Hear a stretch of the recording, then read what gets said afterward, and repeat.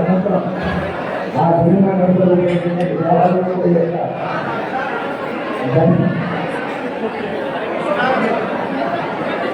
హరే కృష్ణ ఆర్థిక అన్నపూర్తి వస్తాయి ఎవరు ముందు రావచ్చు.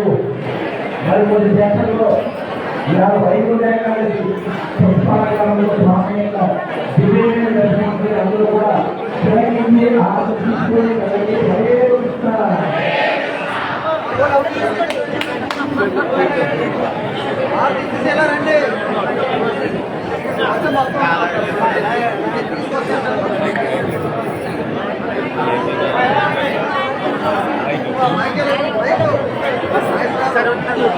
వచ్చేయండి ఎలా వెళ్ళిపోరు వర్క్ చేసుకుని రావాలి మిగిలినోళ్ళు వెళ్ళిపోవాలండి మిగిలినోళ్ళు వెళ్ళిపోవాలి రేపు వర్క్ చేసుకుని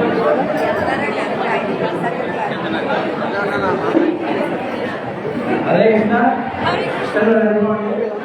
ఇప్పుడు అభిషేకం చేస్తున్న అందరూ కూడా పండుగ మనిషి మాత్రమే లోపలికి వెళ్ళేవారండి. పండుగ ఎవరైతే చేస్తామో మెడలో అందరికీ ఆయనతో పాటు ఒక మనిషి మాత్రమే లోపలికి రావాలి. బ్రహ్మాండం బయటే ఉండాలి. వాటికే ప్రసాదం పడుతుంది. జరగాలమ్మా అందరూ ఎలా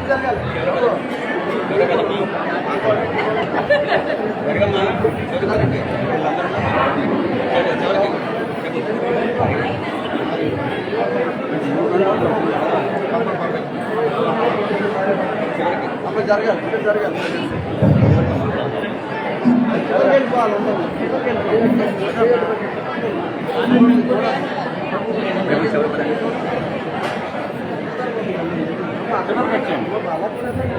అదే కూడా మళ్ళీ అదే ఆ పక్క కూడా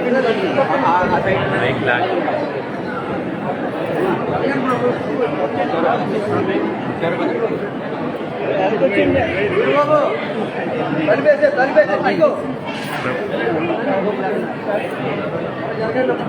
బాబు ప్లీజ్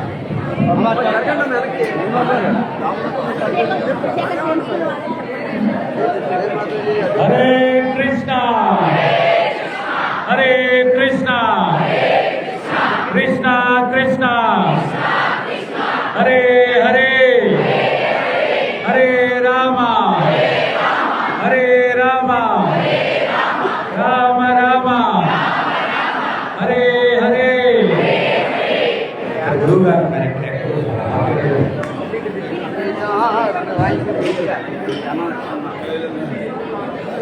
మీ అందరికీ కూడా వైకుంఠ ఏకాదశి శుభాకాంక్షలు. ఈరోజు చాలా చాలా ప్రత్యేకమైనటువంటి రోజు అన్నమాట. మీలో ఎంతమందికి తెలుసో తెలీదో మనుష్య జన్మ ప్రత్యేకించి మోక్షం కోసం ఉద్దేశింపబడింది. ఎందువల్ల అంటే జీవుడు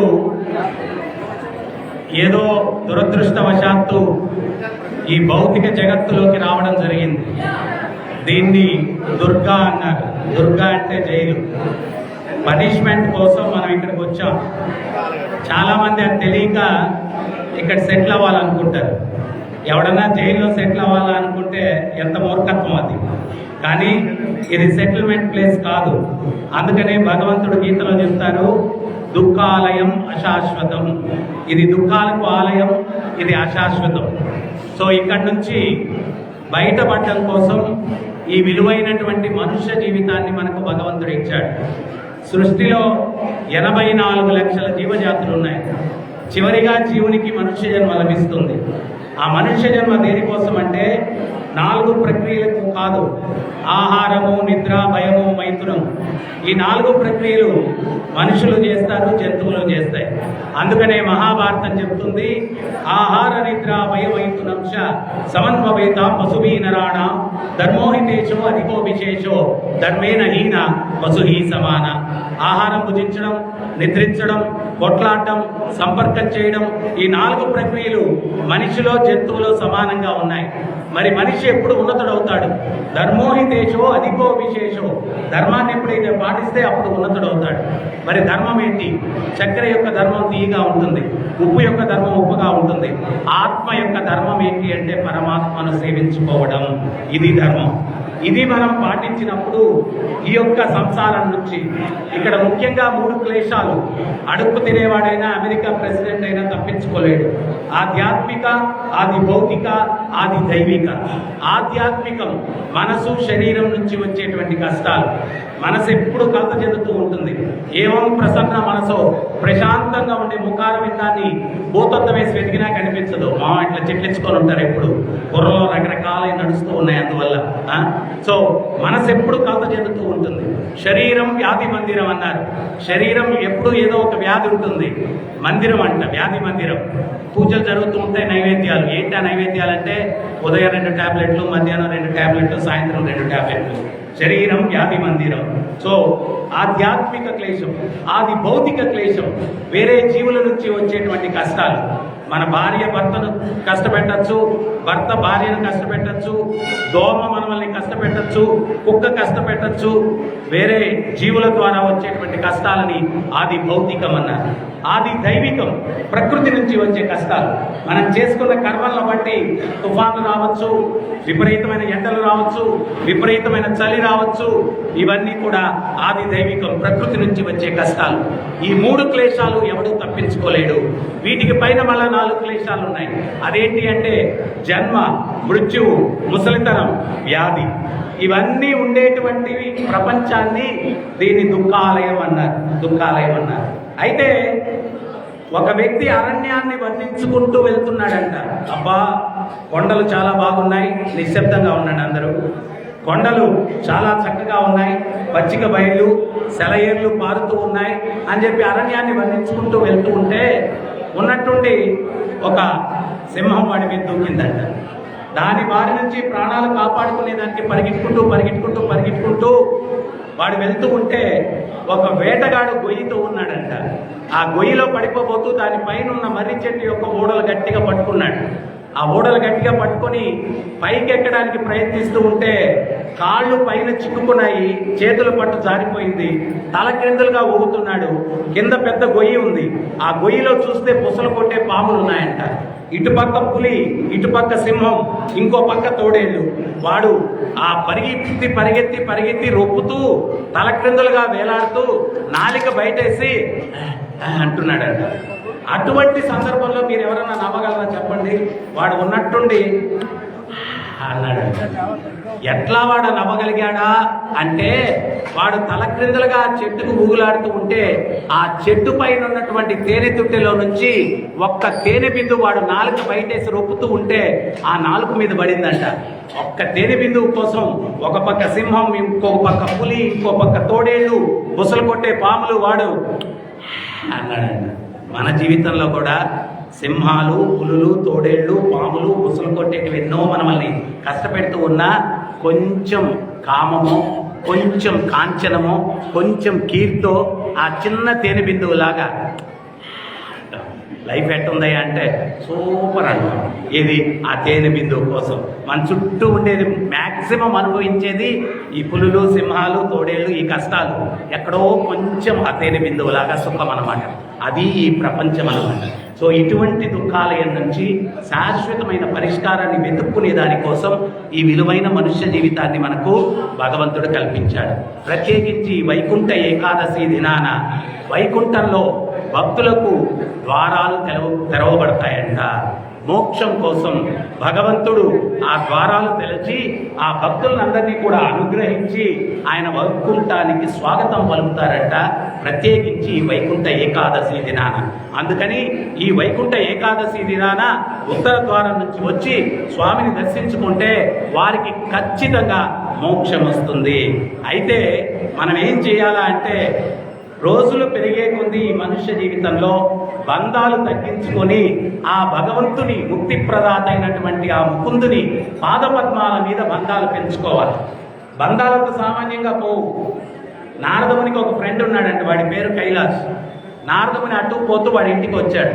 సాధారణంగా ఆహ్వానించి మర్యాదలు చేశాడు. స్వామి మీరు ఎక్కడికి వెళ్తున్నారని అడిగాడు వాడు. నేను వైకుంఠానికి వెళ్తున్నానవి, నువ్వు వస్తానంటే తీసుకెళ్తాను అన్నాడంట. అప్పుడు వాడన్నాడు, బాబు ఈ ఒక్కసారి క్షమించండి, పిల్లలు ఇంకా చిన్నోళ్ళు, వాళ్ళకి విద్యాబుద్ధులు ఇవన్నీ నేర్పించాలా, తర్వాత వస్తానన్నాడు. నారదముని నారాయణ అంటూ వెళ్ళిపోయాడు. కొన్ని సంవత్సరాల తర్వాత మళ్ళీ తిరిగి వచ్చేసరికి ఆ ఇంటి ముందు ఒక బోర్డు పెట్టున్నారంట, లేట్ కైలాష్ అని చెప్పి. వీడు బకెట్ అనేసాడు. అప్పుడు లోపలికి వెళ్తే పిల్లలు పుట్టేడు దుఃఖంతో మా నాన్నగారు పోయారు, అది ఇది అన్నారంట. సరే మీరు కూర్చోండి స్వామి, ఆతిథ్యం స్వీకరించండి అంటే అప్పుడు నారదముని అన్నారంట, మీరే పుట్టేడు దుఃఖంలో ఉన్నారు, నాకేం ఆతిథ్యం ఇస్తారులే, నేను వస్తాను నాయన అని చెప్పి బయలుదేరారంట. ఇంట్లో నుంచి బయటకు వస్తూ ఉంటే గుమ్మం దగ్గర ఒక కుక్క ఒకటి నారదముని చూసి బౌ బౌ బౌ అంటుందంట. అప్పుడు నారదముని నవ్వుతూ, ఏరా కైలాష్, కుక్క జన్మెత్తావేంటి అన్నాడంట. స్వామి, విద్యాబుద్ధులు అయితే నేర్పించాను కానీ ఈ సోంబేర్లకి గల్లాపెట్టికి తాళం వేసుకునేది కూడా తెలియదు, జాగ్రత్తలు లేవు, చచ్చేటప్పుడు ఆలోచించాను ఏం చేయాలని, కుక్క జన్మెత్తితే కాపలా గాయచ్చు అని చెప్పి కుక్క జన్మెత్తా అన్నాడంట. అప్పుడు నారదముని అన్నాడంట, ఒరే ఒరే ఒరే ఒరే ఇప్పటికైనా ఆలస్యం కాలేదురా, వైకుంఠానికి తీసుకెళ్తాను రా అంటే, బాబు ఇప్పుడు వస్తే కొంప కొల్లేరైపోద్ది, నన్ను కొన్ని రోజులు బతికినేంటి అన్నాడంట. సరే నారదముని వెళ్ళిపోయాడంట. తర్వాత కొన్ని సంవత్సరాల తర్వాత మళ్ళీ తిరిగి వస్తే కుక్క కనిపించలేదంట. అరే ఇక్కడ కుక్క ఉండాలి, ఏమైంది అంటే అది కాలం చేసింది అన్నారంట. సరేనని చెప్పి నా ఇంటి పక్క నుంచి పొలాల్లో నడుచుకుంటూ పోతూ ఉంటే ఆ పొలంలో ఒక పెద్ద పాము ఒకటి బుస్ బుస్ అని బుస్సులు కొడుతుందంట. అప్పుడు నారదముని, వేరే కైలాష్ ఏంట్రా పాము జన్మెత్తావు అన్నాడంట. స్వామి, ఇంట్లో విలువైన వస్తువులకి బ్యాంకుల్లో లాకర్లు తెచ్చారు, ఈ పొలంలోనే ప్రాబ్లం అంతా. నా కుమారులు సోంబేర్లు, నిద్ర లేచేది 10 గంటలకి, పొలానికి వచ్చేది 12-1 గంటకి, పంట అంతా కూడా కోసుకొని వెళ్ళిపోతున్నారు, దొంగలు జంతువులు వచ్చి మేసేస్తున్నాయి. ఆ కుక్క జన్మలో ఉన్నప్పుడు ఆలోచించాను, చచ్చేటప్పుడు ఎట్లపా ఇవన్నీ కాపాడుకోవాలని ఒక మహత్తరమైన ఆలోచన వచ్చింది. పాము జన్మెత్తితే పొలంలోకి ఎవరు రాకుండా కాపలా గాయచ్చు అని చెప్పి, ముసలిగడితో ఉండొచ్చు అని చెప్పి పాము జన్మెత్తాడన్నాడు. భగవంతుడు ఏం చెప్తాడంటే గీతలో, చాలా మంది అడుగుతారు, స్వామి తరువాత జన్మ ఏమైంటుంది మాది చెప్తారా అంటారు. అది నేనేం చెప్పాల్సిన అవసరం లేదు, స్వామీజీలు ఏం చెప్పాల్సిన అవసరం లేదు. భగవంతుడు ఏం చెప్పాడంటే, ఎం వాపి స్మరణ్ భావం చజింతంతే కలేవరం కౌతం ఏవతి కౌంతేయ సదా తద్భావ భావిత. జీవితం అంతా చేసే పనులను బట్టి మృత్యు సమయంలో మన చైతన్యం ఆధారపడి ఉంటుందంట. మృత్యు సమయంలో మన చైతన్యం దేన్ని ఆలోచిస్తుంటుందో ఆ జన్మను మళ్ళా పొందుతామంట. వాడు కుక్కగా ఆలోచించాడు, కుక్కగా పుట్టాడు, పాముగా ఆలోచించాడు, పాముగా పుట్టాడు. మన బంధాలు దేని మీద ఉన్నాయో ఏమో. బాగా తిండి మీద ఆలోచన ఉంటే పందిగా పుట్టచ్చు, 24 గంటలు తింటూ ఉండొచ్చు అని చెప్పి. సో అందువల్ల చైతన్యం దేని మీద మృత్యు సమయంలో ఉంటుందో దాన్ని బట్టి తరువాతి జన్మ అనేది నిర్ణయింపబడుతుందని భగవంతుడే స్వయంగా గీతలో చెప్తున్నారు. ఈ పండగ పర్వదినాలు, ఈ భక్తి, ఇవన్నీ దేనికి అంటే ఈ ప్రాపంచిక విషయాల మీద ఆలోచన లేకుండా ఆ భగవంతుని పాదార విందముల మీద ఆలోచన మృత్యు సమయంలో ఉండేదానికి ఇప్పటి నుంచి ప్రాక్టీస్ చేయాలి. అప్పుడుకప్పుడు వచ్చేది కాదు. ఇప్పుడు ఎవడైనా కానీ జీవించడంతా ఒక యజమాని దగ్గర పనిచేయలేదు సరిగ్గా. ప్రమోషన్ రోజు ఇంక్రిమెంట్ రోజు వచ్చి దండాల ద్వారా అంటే ఇస్తాడా ప్రమోషను? ఇవ్వడు కదా. మనం కూడా జీవితం అంతా సత్ప్రవర్తనతోటి, సద్భావనలతోటి, సాధనతోటి జీవించి ఉంటే చివరి సమయంలో ఆ యజమాని మోక్షాన్ని ఇస్తాడు. అట్లా కాకుండా పిచ్చి పిచ్చిగా జీవితాలు గడిపేసి నేను మోక్షం పొందాలంటే కుదరదు. ఒక ఊర్లో ఒక పెద్ద ఆయన ఉన్నాడంట, చనిపోవడానికి సిద్ధంగా ఉన్నాడంట. ఆయన పెద్దలందరూ కూడా అంత్యకాలే నారాయణ స్మృతి అన్నారు. వీడి చేత నారాయణ అనిపిస్తే వీడికి మోక్షం వస్తుంది అంటే నారాయణ అనరా అన్నాడు. ఆ నోరు పిగలట్లేదు, నారాయణ అనలేకుండా ఉన్నాడు. అప్పుడు వాళ్ళ ఊర్లో ఒక పెద్ద ఆయనకు ఒక ఆలోచన వచ్చిందంట. గోగునార తెచ్చి కళ్ళ ముందు పెడితే నారా అంటే సగఫలితం అన్న దక్కుతుంది వీడికి అని చెప్పి గోగునార తెచ్చి కళ్ళ ముందు పెడితే వాడు పీచు అన్నాడంట. పీచు అన్నాడు. సో మత్త స్మృతి జ్ఞానం అపోహనం చ. మనం హృదయంలో పరమాత్మ కూర్చొని మనం చేసిన కర్మలను బట్టి జ్ఞాపక శక్తి, స్మృతి, వీటన్నిటిని కూడా ఇస్తాడనమాట. సో అందువల్ల మనం ఏంటి అంటే వాడు ఆ పాము జన్మలో కూడా వ్యామోహం పోలేదు. అరే వచ్చేనా వైకుంఠానికి తీసుకెళ్తానంటే బాబు ఈ ఒక్కసారి క్షమించండి అన్న. నారదుడు నీకు కోపం వచ్చిందంట. చప్పట్లు తెచ్చి పిల్లల్ని పిలిచాడంట. ఒరే మీకు బుద్ధుందా, పొలంలో ఇంత పెద్ద పామును పెట్టుకున్నారు, ఇది కాటేస్తే చస్తారా, దీని కథ ఏంటో తెలుసండి అన్నాడంట.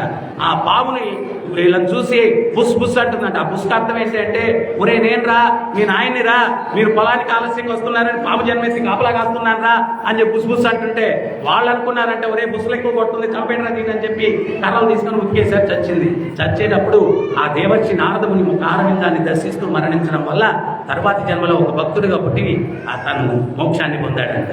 సో ఈ రకంగా మన బంధనాలు ఇవన్నిటి నుంచి కూడా విముక్తిని పొంది ఆ యొక్క నిజమైనటువంటి దేవదేవుడు, నిజమైన తండ్రి ఆయన పాదపద్మముల పట్ల ఆకర్షణ పెంచుకునే దానికోసం ఇటువంటి పండగ పర్వదినాలన్నీ కూడా ఉన్నాయి. ఈ యొక్క ప్రత్యేకించి ఈ వైకుంఠ ఏకాదశి దినాన భక్తులు ఏంటి అంటే భగవంతుణ్ణి కోరుకోవాలా. మీరు కోరుకున్నా కోరుకోకపోయినా మీరు చేసుకున్న కర్మలను బట్టి ఈశావాస్యమిదం జగత్, మీరు కోటాగా కేటాయించబడింది పుట్టినప్పుడే. మీ భార్య ఎవరు, మీ పిల్లలు ఎవరు, మీ ఆస్తి ఎంత, మీ ఇల్లు ఏంటి, మీ ఊరేంటి, మీ పరివారం ఏంటి, మీ ఉద్యోగం ఏంటి, అన్నీ డిసైడ్ అయిపోయాయి. దాని గురించి కాదు మనం ఇప్పుడు కోరుకోవాల్సింది. అయ్యా ఇవన్నీ కూడా జరిగాయి, ఇవన్నీ కూడా జరిగాయి. పురంధరదాసు ఒక కీర్తన చేస్తాడు. దాంట్లో అర్థం ఏంటి అంటే, పుట్టని ఊరు లేదు, తిరగని ప్రదేశం లేదు, తినని తిండి లేదు, హరిభక్తే నాకు దొరకలేదు, అది ఒక్కటి దొరికితే చాలు, ఇవన్నీ చేసేశారు. ఒకప్పుడు అమెరికాలో పుట్టారు, ఒకప్పుడు ఆఫ్రికాలో పుట్టారు, ఒకప్పుడు భారతదేశంలో పుట్టారు, ఒకప్పుడు ఇంద్రుడు, ఒకప్పుడు చంద్రుడు, అన్నీ అయిపోయాయి. కానీ ఇవన్నీ వద్దు, నాకు మీ యొక్క పాదపద్మముల సేవ నాకు కావాలా అని వేడుకోవాలా అని చెప్పి పురంధరదాసు చెప్తాడు. సో అందువల్ల మనం ఏంటి అంటే ఈ విలువైనటువంటి మనుష్య జన్మ దేనికి ఉద్దేశింపబడింది అని చెప్పి మనం తెలుసుకోవాలా. ఈ యొక్క యుగ ధర్మం కలియుగంలో ఏంటి అంటే కృతేయ ధ్యాయతో విష్ణు త్రేతాయ జగతో మకై ద్వాపరే పరిచర్యస్య కలౌ తద్ధరి కీర్తన. సత్యయుగంలో తపస్సులు, త్రేతాయుగంలో యజ్ఞయాగాదులు, ద్వాపర యుగంలో విగ్రహారాధన, కలియుగంలో ఆ పై మూడు మనం ఎవరం చేయలేము. ఇప్పుడు మిమ్మల్ని అభిషేకానికి 20 నిమిషాలు కూర్చునేదానికే ఎంత కష్టపడ్డామండి. తపస్సులు చేయడం మన వల్ల కాదు. తర్వాత బ్రహ్మచర్యాన్ని పాటించాలా, తపస్సు చేయాలంటే ఆహారాన్ని త్యజించాలా, 3 పూట్ల తిని భగవద్భక్తి చేయాలంటేనే కష్టం మనకు. ఇవన్నీ ఎక్కడ చేస్తాం? నారదుని అడుగుతున్నాడు, అయ్యా తపస్సులు చేయలేరు మీరు కలియుగంలో, యజ్ఞాలు యాగాదులు చేయలేరు, ఏదో ఒక్క మంత్రం అంటే ఏదో కష్టంగా నేర్చుకొని చెప్పగలం, కానీ ఇన్ని మంత్రాలు మన వల్ల ఎక్కడ అవుతాయి? యజ్ఞాలు మనం చేయలేము. విగ్రహారాధన, భోజనం చేసినా స్నానం చేసుకోవాలా, విసర్జించినా స్నానం చేసుకోవాలి స్వామి దగ్గరికి. ఇంత శుచి శౌచంతో విగ్రహారాధన చేయలేరు. వీళ్ళు ఎట్లా మోక్షాన్ని పొందుతారంటే అప్పుడు బ్రహ్మ చెప్తున్నాడు నారదుల వారికి.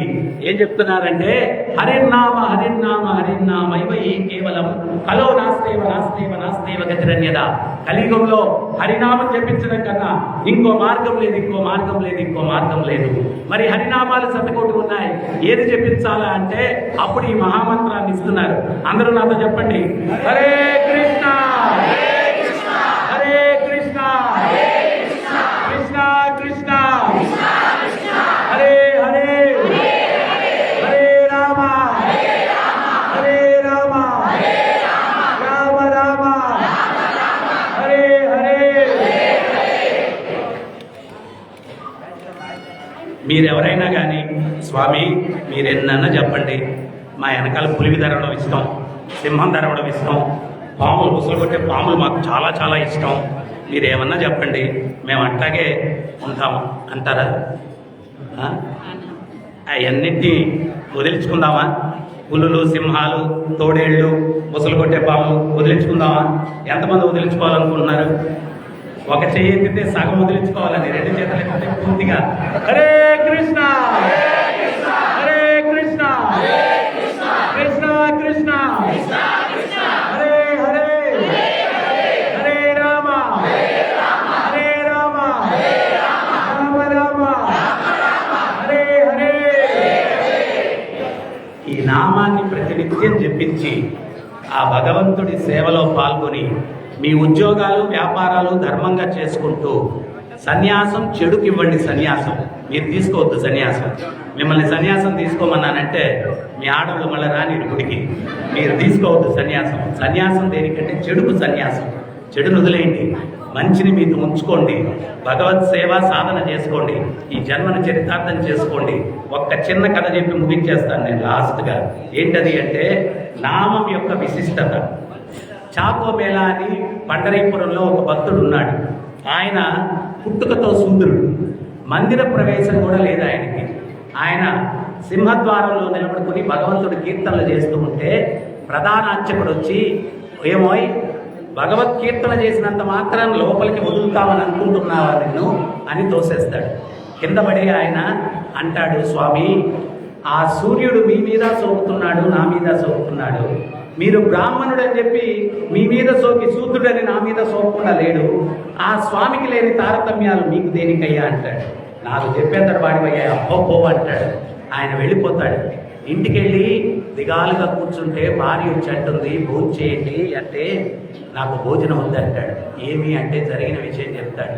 అప్పుడు భార్య అంటుంది, ఆయన మిమ్మల్ని ఆ రకంగా అవమానించాడని భోజనం చేయట్లేదా, ఇటువంటి ఉంటాయి వచ్చి భోజనం చేయండి అంటే అప్పుడు చాపమేలా అంటాడు, వారు అన్నారని నేను భోజనం చేయకుండా ఉండలేదు. నాలో ఒక ఆవేదన ఉంది. ఏంటది అంటే వయసు పెరిగిపోతూ ఉంది. ఎన్నో రోజుల నుంచి నిరీక్షిస్తూ ఉన్నాను ఆ విఠలుణ్ణి దర్శించాలని. ఆయన దర్శన భాగ్యం కలగలేదే. ఈ జీవి ఎప్పుడు రాలిపోతాడో తెలియదే, అందుకని దుఃఖిస్తున్నాను. అంతకు మించి అతను అన్నాడని కాదు అని చెప్పి అంటాడు. అని ఆ భార్యను వెళ్ళిపోమని చెప్పి కూర్చొని విఠల విఠల విఠల విఠల విఠల విఠల విఠల విఠల ఒక పెద్ద కాంతి వస్తూ ఉంది. దగ్గరకు వచ్చే కొద్ది చూస్తే ఆ సాక్షాత్తు విఠలుడే వచ్చాడు. వచ్చి నన్ను దర్శించలేదని నువ్వు దుఃఖపడుతున్నావా, రా నాతోటి అని చెప్పి చేయి పట్టుకొని ఈ చాకోమేళాని మందిరంలోకి తీసుకుని వెళ్ళి గర్భగృహంలోకి తీసుకుని వెళ్తాడు. అప్పుడు ఈ చాకోమేళా అంటాడు, స్వామి నేను శూద్రుణ్ణి, నన్ను గర్భగృహంలోకి తీసుకొచ్చారేంటయ్యా అంటే నాకు అర్హత లేదంటే అప్పుడు స్వామి అంటాడు, ఉన్నత కులంలో పుట్టి అర్హత ఉన్న వాళ్ళు అనుకుని అర్హత లేని వ్యక్తులు ఎంతోమంది గర్భగృహంలోకి ప్రవేశించారు. నీ ఉపస్థితం వల్ల ఈ గర్భగృహం పవిత్రమవుతుందని నిన్ను లోపలికి తీసుకొచ్చాను అంటాడు. ఇక్కడ భగవంతుడు ఎక్కడ కులతత్వం లేదు, మతతత్వం లేదు. భగవంతుడు చూసేది పవిత్రత ఎంత ఉందని చూస్తాడు. వాడు ఎవడైనా కానీ ఆ పవిత్రత ఉంటే భగవత్ కృపకు పాత్రుడు అవుతాడనమాట. ఈ లోపల మంగళారతి సమయం అవుతుంది. తలుపులు తెరిచేస్తారు. తెరిచేస్తే ఆ ప్రధాన అర్చకుడు వచ్చేసరికి భగవంతుడు విగ్రహం లోపలికి వెళ్ళిపోతాడు. ఈయనేమో అక్కడ ఉండిపోతాడు. దుర్మార్గుడా, తాళాలు వేసేసి ఉంటే ఎట్టొచ్చావో ఈ లోపలికి అని చెప్పి ఆయన శాసనం చేస్తాడు. నువ్వు పండరీపురంలో ఉండడానికి లేదు, చంద్రభాగా నది ఆవలి గట్టునే ఉండాలా అని చెప్పి శాసనం రాస్తాడనమాట. ఈయన వెళ్ళిపోతాడు దుఃఖంతో. చంద్రభాగా నది ఆవలి గట్టును చిన్న పూరి పాకేసుకొని జీవిస్తూ ఉంటాడనమాట. జీవిస్తూ ఉంటే ఒకరోజు భోజన సమయంలో విఠలుడు వాళ్ళ ఇంటికి వెళ్తాడు. వెళ్ళి ఈ చాకోమేళా పక్కన కూర్చునేస్తాడు. తిరిగేసరికి భగవంతుడు పక్కన కూర్చున్నాడు. మీ ఆవిడికి చెప్పు నాకు వడ్డించమని అంటే అప్పుడు చాకోమేళా అంటాడు, స్వామి మీకు అక్కడ పంచభక్ష పరమాన్నాలు పెడతారయ్యా, నేనేదో గెంజో ఏదో సంగటో తింటాను, నా దగ్గరికి వచ్చారేంటి అంటే నీతో కలిసి తినాలనుకున్నాను, పెట్టమని చెప్పు నీ భార్యకి అంటాడు.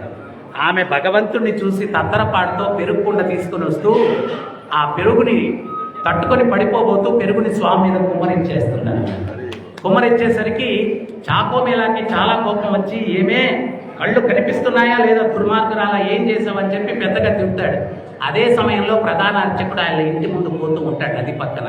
ఆయన్ని తిట్టాడని చెప్పి ఆయన అనుకొని వచ్చి నన్ను తిడతావంటోయ్ అని చెప్పి గట్టిగా ఒకటి ఇస్తాడనమాట. మధ్యలో ఎవరున్నారు? చాకోమేళాకి ప్రధాన అర్చకుడు మధ్యలో విఠలుడు ఉన్నాడు. ఆ దెబ్బ ఎవరికి తగిలిందంటే విఠలుడు తగిలిందనమాట. ఇంకొకసారి నా జోలికి వచ్చావంటే ప్రాణం తీసేస్తాను నీకు అని చెప్పి వెళ్ళిపోయాడు ప్రధాన అర్చకుడు. ఆ మందిరంలోకి వెళ్ళేసరికి విఠలుని యొక్క దవడ కందిపోయి ఉందంట, వాచిపోయి ఉందంట. స్వామి ఎవరి అపరాధం చేశారు, మీ దవడ ఆ రకంగా చెంప ఆ రకంగా వాచిపోయింది ఏంటి అంటే ఒక దుర్మార్గుడు కొట్టాడులే అన్నాడు. ఎవడా దుర్మార్గుడు చెప్పండి, వాడంతా చూస్తాను నేను అన్నాడంట. ఖచ్చితంగా చూస్తావా వాడంతా అన్నాడంట. ఖచ్చితంగా స్వామి, మరి మీ మిమ్మల్ని కొట్టిన వాడు అంత చూడకుండా ఉంటానా అన్నాడంట. అది నువ్వే అన్నాడంట. నేనెప్పుడు కొట్టానయ్యా అంటే నీకు చాకోమేళాకి మధ్యలో నేనున్నాను, నా భక్తులకు కలిగే బాధలు వాళ్ళవి కాదురా నాయన, అవి నావి అన్నాడు. నా భక్తులకి అంటే భగవంతుని కృప మన మీద ఎట్లా ప్రసరిస్తూ ఉందో మనకు తెలియదు. ఒక వ్యక్తి సముద్ర తీరంలో నడుచుకుంటూ పోతున్నాడు, జీవితం బాగుందంట. అట్లా వెనక్కి తిరిగి చూశాడు. వాడి పాదాల గుర్తులు భగవంతుడి పాదాల గుర్తులు రెండు కనిపించాయంట. కొంత దూరం వెళ్ళిన తర్వాత దుఃఖాలు వచ్చాయంట. అప్పుడు వెనక్కి తిరిగి చూశాడు, ఒక్క పాద గుర్తు మాత్రమే కనిపించింది.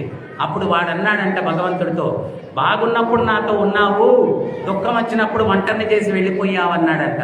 అప్పుడు భగవంతుడు అన్నాడు, ఒరే బుద్ధిహీనుడా, నీకు కనిపించే పాదాల గుర్తులు నీవి కాదురా నాయన, నువ్వు దుఃఖంలో ఉన్నావని నిన్ను నా భుజాల మీద ఎక్కించుకున్నాను, అవి నా పాదాల గుర్తులు, నేను నిన్ను మోసుకున్నాను. మనకు తెలియదు ఆయన మనల్ని ఎట్లా కాస్తున్నాడు అన్న విషయం మనకు తెలియదు అనమాట. సో నా భక్తులకు కలిగే కష్టం వాళ్ళది కాదురా నాది అన్నాడంట, నాకు తగిలింది దెబ్బ అన్నాడంట. వెళ్ళి ఆయన పాదాల మీద పడి వేడుకో, క్షమాపణ, స్వయంగా ఆయన్ని మందిరానికి తీసుకురా అన్నాడంట. అప్పుడు వెళ్ళి చాకోమేళా పాదాల మీద పడి, నాయన నువ్వు ఇంత గొప్పవాడివని నాకు తెలియదు, నీ కోసం భగవంతుడు మీ ఇంటికి వస్తున్నాడంటే నువ్వు సామాన్యుడివా, నన్ను క్షమించని చెప్పి ఆయన స్వయంగా తీసుకొని మందిరంలోకి వెళ్ళి ఆ రోజు నుంచి శాసనం చేశాడంట. విఠలుని మందిరంలో కులమతాలకు అతీతంగా ఎవడు వెళ్ళినా కానీ స్వామిని ముట్టుకుని ఆయన పాదాలకు వాళ్ళ శిరస్సును తాకించేటువంటి మహత్భాగ్యాన్ని ఈరోజు నేను కల్పిస్తున్నాను అని చెప్పారు. ఆ చాకోమేళా వల్ల అటువంటి మహత్భాగ్యం లభించిందంట ప్రతి ఒక్కరికి, మనందరికీ కూడా. ఈరోజు పాండురంగ దేవస్థానానికి వెళ్తే అప్పుడు ఒకరోజు నామదేవ కీర్తన చేస్తున్నాడంట. కీర్తన చేస్తుంటే భగవంతుడు నేత్రాల నుంచి అశ్రువులు కారుస్తున్నాడంట. అప్పుడు నామదేవ్ అన్నాడంట, స్వామి అందరి దుఃఖాలు తీర్చేవారు మీరేడుస్తున్నారేంటయ్యా అన్నాడంట. నా భక్తునికి ఘోరం జరిగింది అన్నాడంట. ఏంటి ఆ ఘోరం అంటే, చాకోమేళా కూలి పని చేస్తూ ఉంటే గోడ విరిగి పడిపోయింది, మరణించాడు, నేను ఒక మాట ఇచ్చున్నాను చాకోమేళాకి, అది తీర్చలేకపోయారని ఏడుస్తున్నానన్నాడు. ఏంటి స్వామి మీరు ఇచ్చిన మాట అన్నాడు. చాకోమేళాకి సంతానం లేరు కదా, నేను అంత్యక్రియలు చేస్తాను ఎప్పుడు మరణించినా అని మాట ఇచ్చున్నాను. అయితే ఆ గోడ విరిగి పడిపోతే ఆ యజమాని వీళ్ళు అనాథ శవాలని చెప్పి అంత్యక్రియలు వాడు చేసేశాడు, నేను చేయడానికి లేకుండా పోయింది, అందుకని దుఃఖిస్తున్నానన్నాడంట. మరి పరిష్కారం ఏంటి స్వామి అన్నాడంట నామదేవ్. అప్పుడు శ్మశానానికి వెళ్ళి చాకోమేళా అస్థికలన్నా తీసుకురా, మందిరం ముందు సమాధి చేద్దామన్నాడంట. మరి నేను శ్మశానానికి వెళ్తే అక్కడ అస్థికలు చాకోమేళావని ఎట్లయ్యా నాకు తెలుస్తుంది అన్నాడంట నామదేవ్. అప్పుడు విఠలుడు చెప్పాడంట, ఏ అస్థికలు తీసుకుని చెవులో పెట్టుకుంటే ఆ అస్థికల నుంచి ఒక శబ్దం వస్తుంది. ఏమిటి ఆ శబ్దం అంటే, విఠలా విఠలా పాండురంగ విఠలా, విఠలా విఠలా పాండురంగ విఠలా, విఠలా విఠలా పాండురంగ విఠలా, విఠలా విఠలా పాండురంగ విఠలా, విఠలా విఠలా విఠలా విఠలా విఠలా విఠలా విఠలా విఠలా. చాలా మంది చెప్పలేదమ్మా. ఏమైపోయిందమ్మా, సినిమా పాటలు పాడతాం కదమ్మా. విఠలా అని 10 నిమిషాలు కానీ ప్రతిరోజు ఎవరైతే చెప్పిస్తే హృద్రోగాలు రావంట. సైంటిస్టులు ఈ మధ్య నిరూపించారు, గుండెపోట్లు ఇటువంటి రావంట. ఇంకోసారి విఠలా విఠలా విఠలా విఠలా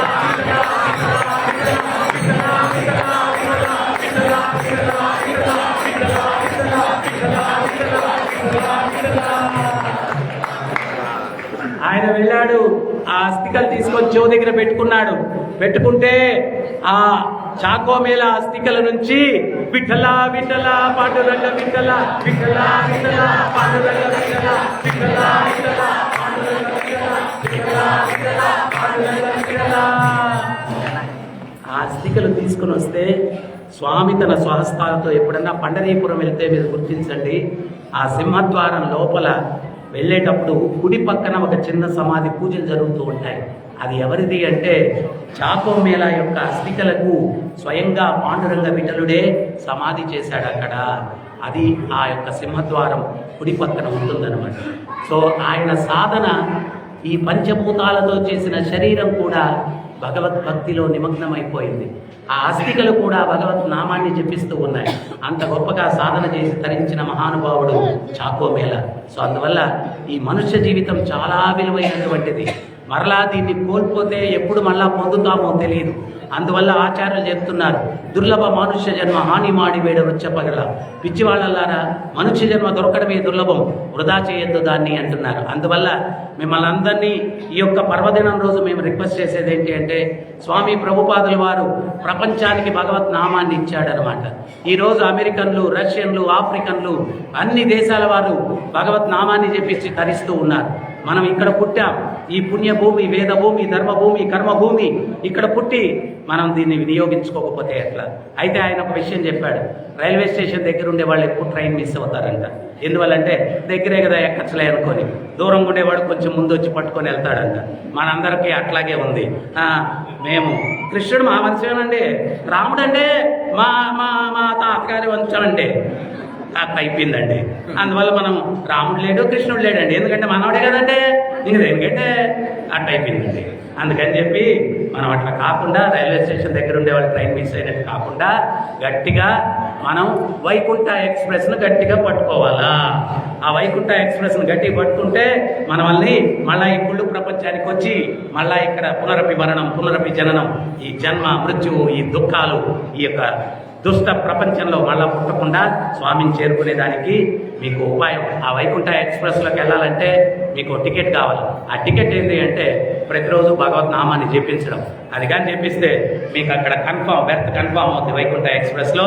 అప్పుడు మీరు పీస్ఫుల్గా వైకుంఠానికి వెళ్ళచ్చు. వైకుంఠ అంటే దుఃఖము లేనటువంటి ప్రదేశం, కుంఠ అంటే దుఃఖమయమైనటువంటి ప్రదేశం, వైకుంఠ అంటే దుఃఖం లేనటువంటి ప్రదేశం. సో ఎంతమంది వెళ్ళాలనుకుంటున్నారు వైకుంఠ? హరే కృష్ణ హరే కృష్ణ కృష్ణ కృష్ణ హరే హరే హరే రామ హరే రామ రామ రామ హరే హరే. ఇది షౌడశకనామ్నాం కలికల్ముచనాశనం నాతరో పరతరోపాయత్ సర్వవేదేషు దుష్యతి. ఈ 16 పదాలైన భగవంతుని ఎవరైతే జపిస్తారో కలికల్ముచనాశనం, కలికాలంలోని కల్ముషాలన్నీ నాశనం అవుతాయి. నాతరో పరతరోపాయత్ సర్వవేదేషు దుష్యతి. వేదాలు మొదటి నుంచి చివరి దాకా తిరగవేసిన ఇంతకు మించిన తరుణోపాయం లేదు అని చెప్పారు. అందువల్ల ప్రతినిత్యం జపించండి, ఆనందించండి, ధరించండి. ఈరోజు ఇంకొక ముఖ్యమైన అవకాశం ఉంది మీకు.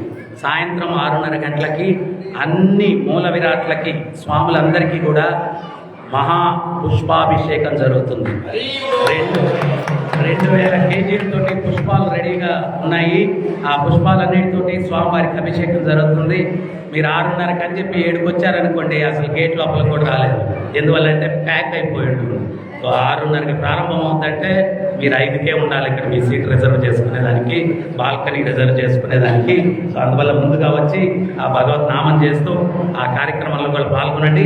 సంవత్సరానికి ఒకసారే మహాపుష్పాభిషేకం చాలా అద్భుతంగా ఉంటుంది. హరే కృష్ణ. మీ అందరికీ కూడా ఈ నూతన సంవత్సరం ఆ భగవంతుని యొక్క సేవలో మీరు నిమగ్నం అవడం వల్ల సుఖశాంతులతోటి, ఆయురారోగ్యాలతోటి, అష్టైశ్వర్యాలతోటి మీరు ఆనందంగా జీవించాలని ఆ భగవంతుని వేడుకుంటూ హరే కృష్ణ.